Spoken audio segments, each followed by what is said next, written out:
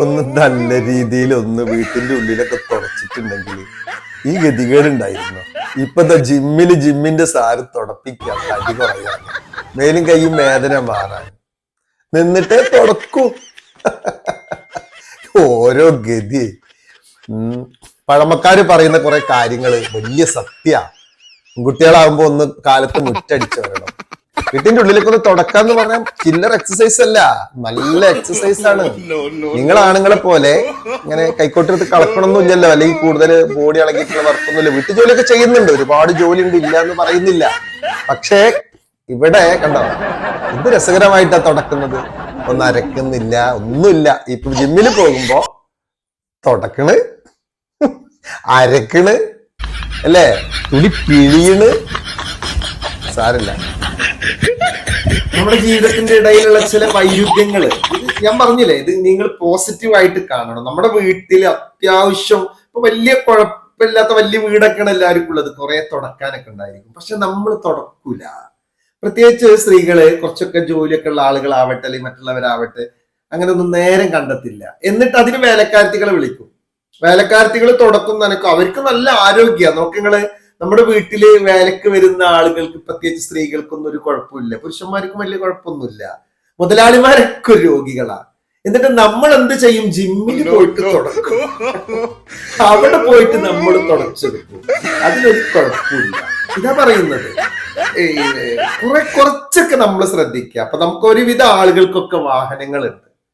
വളരെ വൃത്തികെട്ട അവസ്ഥയിലൊക്കെ ആണെങ്കിൽ മൊത്തം ഒന്ന് സർവീസ് ചെയ്യാൻ നമുക്ക് സർവീസ് സ്റ്റേഷനിൽ കൊണ്ടുപോകാം. പക്ഷെ ഒരാഴ്ചയിൽ 1-2 ദിവസം, 2-3 ദിവസമെങ്കിലും നമ്മുടെ സ്വന്തം കാറ് നമുക്ക് കഴുകാം. അതിനെന്താ കുഴപ്പം?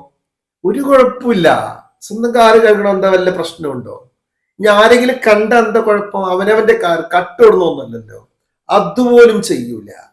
അത് അവിടെ നമ്മൾ കൊണ്ടുപോയി കൊടുക്കും. കാർ അവിടെ വാഷ് ചെയ്യാൻ വേണ്ടി കൊണ്ടുകൊടുക്കും. അത് അരമണിക്കൂറാണെങ്കിൽ അവിടെ നിന്നിട്ട് നമ്മൾ കാലിന് ബുദ്ധിമുട്ടുണ്ടാക്കും. മൊബൈലിൽ നോക്കിയിട്ട് ഇങ്ങനെ നിൽക്കും. എന്നാലും നമ്മൾ അത് ചെയ്യില്ല തന്നെ. അങ്ങനെ നിന്നിട്ട് അവസാനം വെരിക്കോസ് കാര്യങ്ങളൊക്കെ വരും. ഇതാണ് നമ്മുടെ അവസ്ഥ. ഇത് ആൺകുട്ടികളും പെൺകുട്ടികളും ഒക്കെ കണക്കാട്ടോ. ഇന്നത്തെ ആൺകുട്ടികളും കാര്യമായിട്ട് ഒരു വർക്കും ചെയ്യുന്നില്ല, ചുമ്മാ മൊബൈലിൽ കളിച്ചിരിക്കുക എന്നല്ലാതെ. അതൊക്കെ സ്വന്തമായിട്ട് ഒരു റിസ്ക് എടുത്തിട്ട് ഒരു ലൈഫ് വരുമ്പോഴാണ് നമുക്ക് മനസ്സിലാവുള്ളൂ. ആരെയും കുറ്റം പറഞ്ഞിട്ട് കാര്യമില്ല. ഈ വക കാര്യങ്ങളൊക്കെ പറയുമ്പോ നമ്മൾ കുറ്റപ്പെടുത്താന്ന് തോന്നരുത്. നമ്മൾ അധ്വാനിച്ച് ശീലിച്ചെങ്കിലും മാത്രം തന്നെ നമുക്ക് ഭാവിയിൽ അത് പറ്റുള്ളൂ. എന്താണ് ചൊട്ടയിലെ ശീലം ചുടൽ വരെ എന്നൊക്കെ. കുറച്ചുകൊണ്ട് കഴിയട്ടെ. ചില കുട്ടികളോട് പറയും ഇപ്പൊ ഇത് കളിച്ച് നടക്കുന്ന ടൈമോ, കുറച്ച് കളിക്കണ്ടെന്നല്ല, കളിയിലൂടെ കാര്യവും വേണം, അത്യാവശ്യം ചെയ്യണം.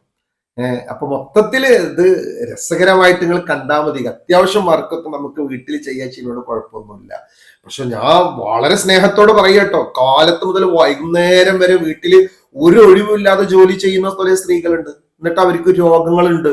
അപ്പൊ അവര് ചോദിക്കും, ഞങ്ങൾ ഇങ്ങനെയൊക്കെ വർക്കൗട്ട് വീട്ടിൽ ചെയ്തിട്ടില്ലെങ്കിൽ ജോലി ചെയ്തിട്ട് ഞങ്ങൾക്ക് രോഗാണല്ലോ. നിങ്ങൾ രോഗികളാവും. അങ്ങനെ ചെയ്യരുത്. അടുക്കളയിൽ കാലത്ത് കയറി അവർ യന്ത്രം പോലെ രാത്രി വരെ ഇരിക്കാനൊന്നും പാടില്ല. അത് കാലത്തെ ചായ കാര്യങ്ങളൊക്കെ കഴിഞ്ഞ് ഉച്ചക്ക് പെട്ടെന്ന് ഫുഡൊക്കെ ഉണ്ടാക്കി കഴിഞ്ഞാൽ നിങ്ങൾ എന്ത് ചെയ്യണം? റെസ്റ്റ് എടുക്കണം. കുളി 12, 1 മണി, 2 മണിക്കൊക്കെ കുളി. ആ കുളി ശരീരത്തിനെ നശിപ്പിക്കും, മനസ്സിന് അസ്വസ്ഥതകൾ ഉണ്ടാക്കും. കാലത്ത് കുളിക്കുക, നന്നായിട്ട് കുളിക്കുക. എന്നിട്ട് വർക്കും കാര്യങ്ങളൊക്കെ കഴിഞ്ഞ് മേലും കൈയൊക്കെ തുടച്ചതിന് ശേഷം അത്യാവശ്യം നിങ്ങൾക്ക് പ്രയറോ കാര്യങ്ങൾ ഉണ്ടെങ്കിൽ വൈകിട്ട് ഒരു 4 മണി 5 മണിക്ക് ശേഷം നിങ്ങൾ കുളിച്ചോളൂ. അങ്ങനെയാണെങ്കിൽ നട്ടുച്ച സമയത്ത് കുളിച്ചാൽ നിങ്ങളുടെ ശരീരം കേടുവരും. ഇപ്പൊ മിക്ക സ്ത്രീകൾക്കും ഗർഭപാത്രങ്ങളൊക്കെ എടുത്ത് മാറ്റേണ്ട ഒരു അവസ്ഥ. എന്താ കാരണം?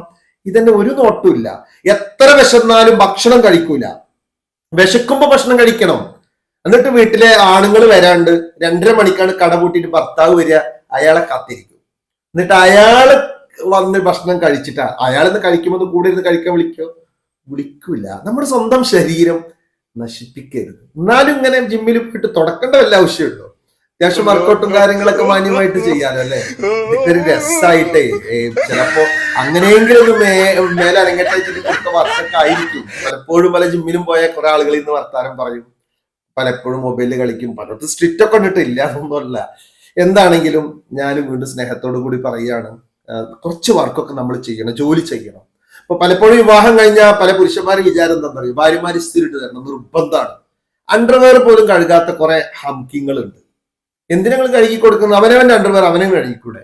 അതും അങ്ങനെ എത്ര കാലം അവൻ സ്വന്തമായിട്ട് കഴുകിയതായിരിക്കാം. അത് കഴിഞ്ഞ വിവാഹം കഴിഞ്ഞ് അത് ചുറ്റിക്കൂട്ടി പോലെ കഴുകുന്നത്, അത് കൊണ്ടുപോയി കഴുകാൻ കുറെ സ്ത്രീകൾ. ഇതൊക്കെ നമ്മൾ അനാവശ്യമായിട്ട് കുറെ കാര്യങ്ങൾ ചെയ്തു കൊടുക്കുകയാണ്. ഇതിന്റെ ഒന്നും ആവശ്യമൊന്നുമില്ല, പറയുമ്പോ ഒക്കെ പറയണല്ലോ.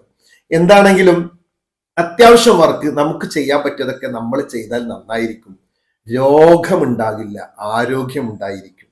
അതെല്ലാം നമ്മൾ എല്ലാത്തിൽ നിന്നും മാറി നിന്ന് വലിയ മുതലാളിമാരാന്ന് പറഞ്ഞിട്ട് ഇങ്ങനെ നടന്നിട്ട് വെറും ഭക്ഷണം കഴിക്കാൻ വേണ്ടി മാത്രം ജീവിച്ചാൽ ഭക്ഷണത്തിനേക്കാൾ കൂടുതൽ ഗുളികയുടെ പാത്രം, മെഡിസിന്റെ പാത്രം നമ്മുടെ തീന്മേശയിൽ വേണ്ടി വരും. ഇപ്പൊ തന്നെ പല ആളുകളും ഭക്ഷണത്തിന് മുന്നേ ഒരുപാട് തിന്നും, ശേഷം കുറെ തിന്നും.